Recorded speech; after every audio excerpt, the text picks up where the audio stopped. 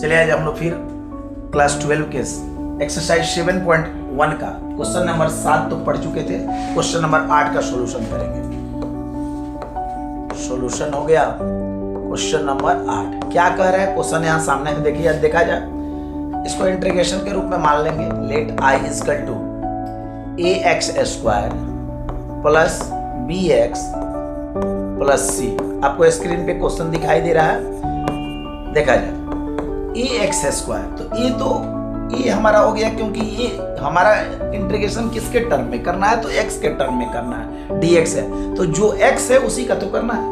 x square का integration करेंगे तो x स्क्वायर मैंने कल ही बताया था, इसके प्रीवियस वीडियो में मैंने बताया था कि जो भी इंटीग्रेशन करना है, जिस भी चर का इंटीग्रेशन करना है, उसके पावर में जो भी अंक है उसमें सिर्फ एक है जोड़ लेना है। तो देखा जाए यहाँ x स्क्वायर है तो यहाँ x के पावर 2 प्लस 1 हो जाएगा, फिर बट्टा में जो चीज ऊपर है वही नीचे रहेगा। यहाँ आएंगे bx है तो b इंटू इस x के पावर में कुछ नहीं है तो 1 है, क्योंकि रैखिक बहुपद होता है x एक रैखिक बहुपद है और रैखिक बहुपद का घात 1 होता है। तो ये x है, x के पावर में 1 प्लस 1 होगा बटा 1 प्लस 1। मैं बेसिकली बिल्कुल बेसिक लेके चल रहा हूँ, पढ़ा रहा हूँ। बहुत सारे स्टूडेंट्स या टीचर कमेंट्स करेंगे कि मैं समझ सकता हूँ, तुरंत बता दिया जाए, डायरेक्ट बता दिया जाए, लेकिन बहुत सारे ऐसे स्टूडेंट हैं जिनको हो सकता है कि कम समझ में आए, इसलिए मैं बेसिकली लेके चल रहा हूँ ताकि सब लोग अच्छे से समझ सकें।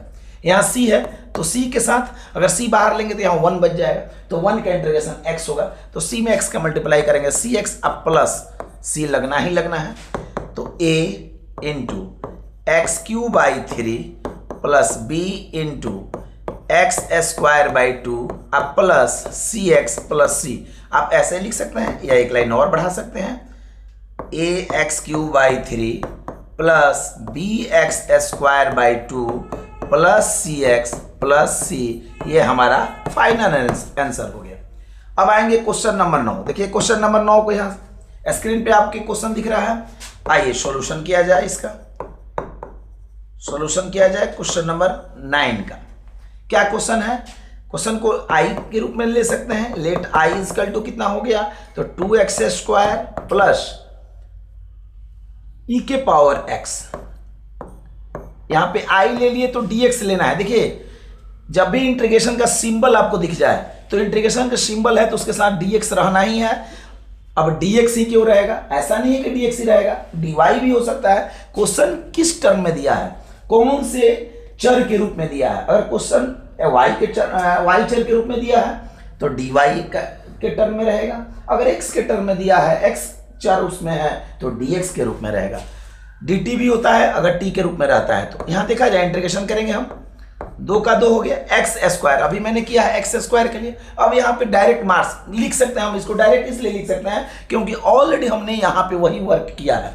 तो यहाँ पे लिख देंगे एक्स क्यू बाई 3 प्लस ई के पावर एक्स। हम सब लोग जानते हैं कि ई के पावर एक्स का डिफरेंशिएट एंड डेरिवेटिव्स और इंटीग्रल्स दोनों ई के पावर एक्स ही होता है फॉर्मूला के अनुसार। तो ई के पावर एक्स का यहाँ ई के पावर एक्स हो जाएगा, यानी हो गया 2/3 एक्स क्यूब प्लस ई के पावर एक्स, और कांस्टेंट तो लगाना ही लगाना है सी। ये हुआ हमारा आंसर।